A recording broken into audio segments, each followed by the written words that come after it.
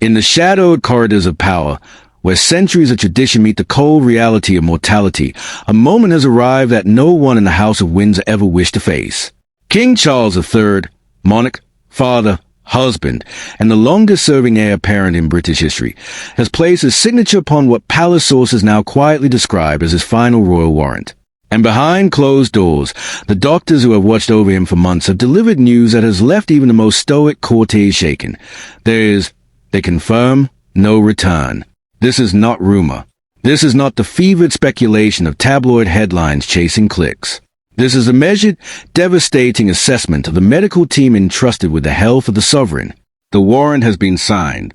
The ink is dry, and the implications are irreversible. Let us go back to the beginning of this quiet crisis. Not the public announcements, not the carefully worded statements from the palace, but the private hours when the weight of the crown became heavier than any man should be asked to carry. It started, as these things often do, with a routine examination that was anything but routine. Sources close to the medical household describe a series of consultations that stretched far longer than protocol demanded. Specialists were summoned, second opinions requested, third opinions sought in absolute secrecy. The king, ever the pragmatist, insisted on clarity. He wanted numbers. He wanted timelines.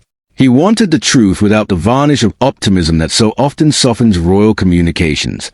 What they told him has not been released in full.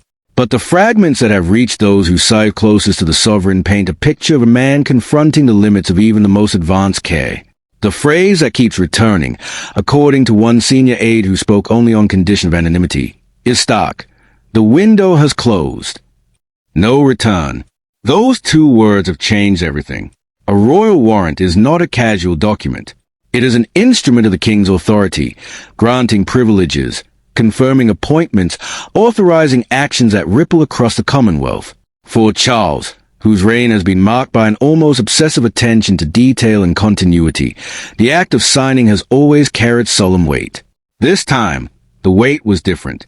Those present describe a silence in the room that felt almost physical. The king read every line.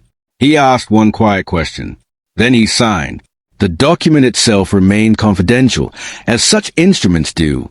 But the timing is no coincidence.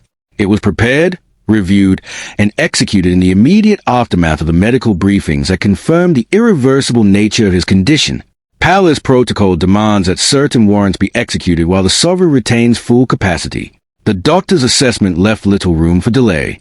What does no return mean in practical terms? It means the treatments that once offered hope of extended stability are no longer viable. It means a careful balancing of public duties and private recovery has reached its end.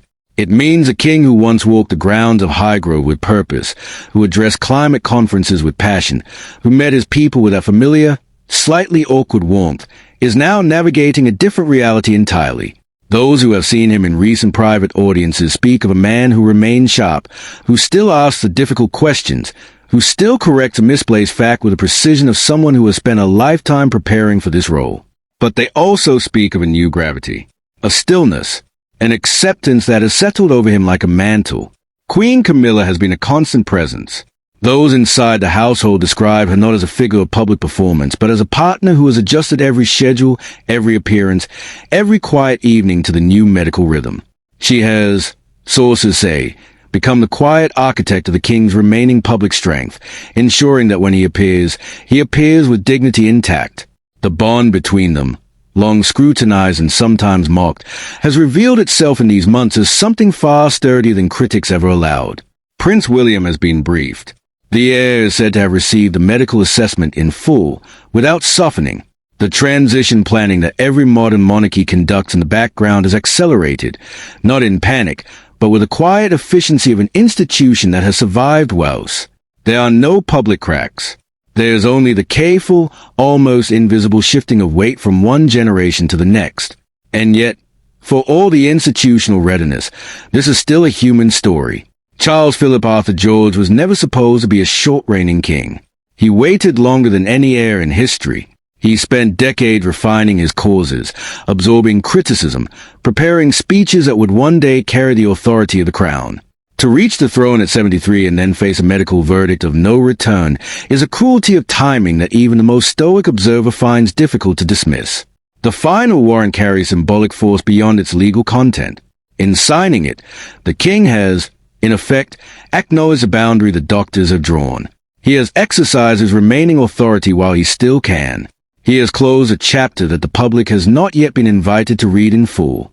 Outside the palace walls, the world continues. Markets open. Parliaments debate. Commonwealth leaders send carefully worded messages of support. But inside, the air has changed. The staff who once planned multi-year tours now measure time in shorter units. The king who once insisted on walking the full length of a garden path now accepts the quieter route. Dignity remains. Purpose remains. But the horizon has narrowed. Medical sources emphasize that the king is not in immediate crisis. The phrase "no return" does not mean imminent departure. It means a path back to the robust, touring, speech-giving monarch of earlier years is closed. It means the body has drawn a line that science, for now, cannot cross. Management replaces cure. Comfort and clarity replace the pursuit of recovery.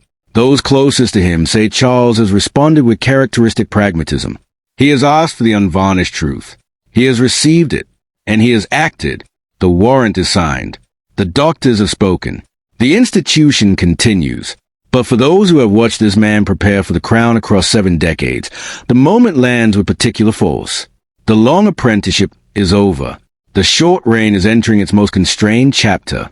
And the final royal warrant stands as both an act of duty and a quiet admission that time, even for kings, is not infinite. The palace will not confirm the full medical details. It will not release the text of the warrant.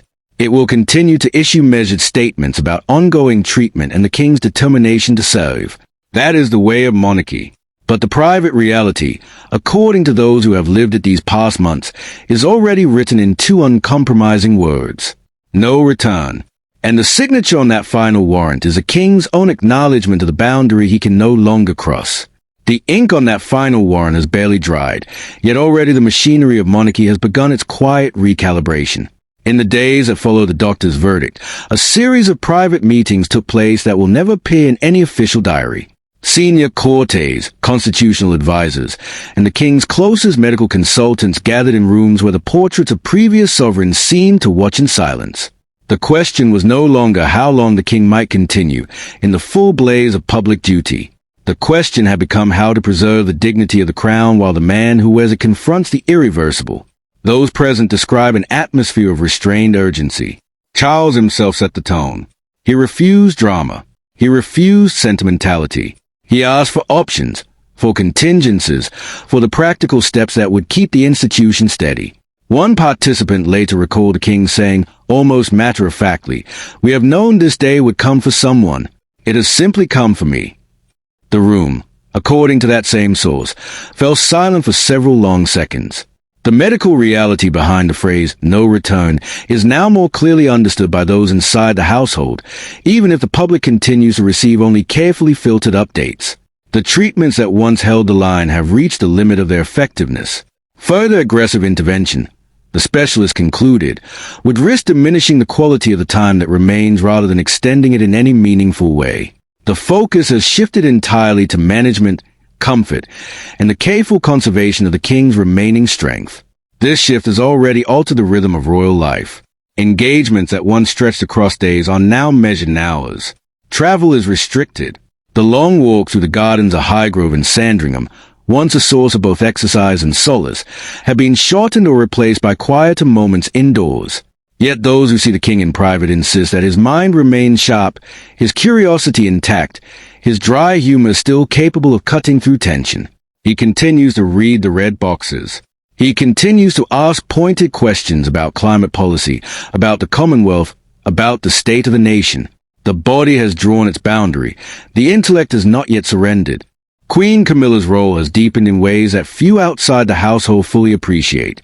She has become the quiet filter between the medical team and the public schedule, the person who knows when an appearance can still be managed and when it must be deferred. Sources speak of her sitting with the king through the longer briefings, of her ensuring that the information he receives is complete rather than softened.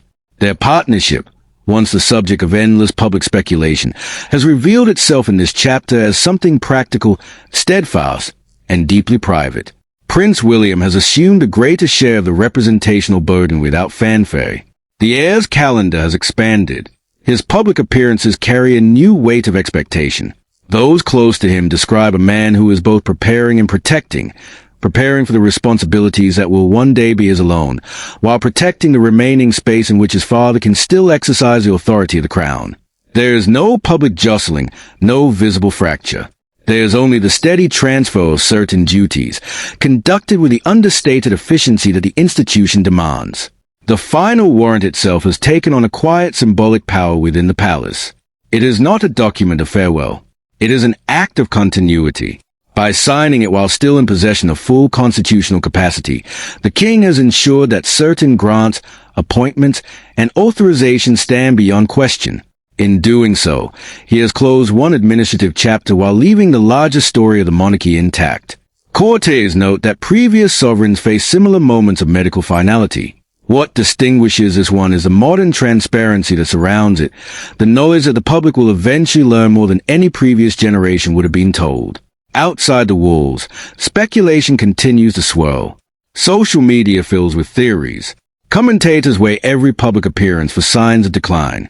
The palace maintains its disciplined silence, releasing only the most measured statements. Yet the private truth, as understood by those who side closest to the sovereign, is already settled. The doctors have spoken. The window of recovery has closed. The path forward is one of careful stewardship rather than restoration.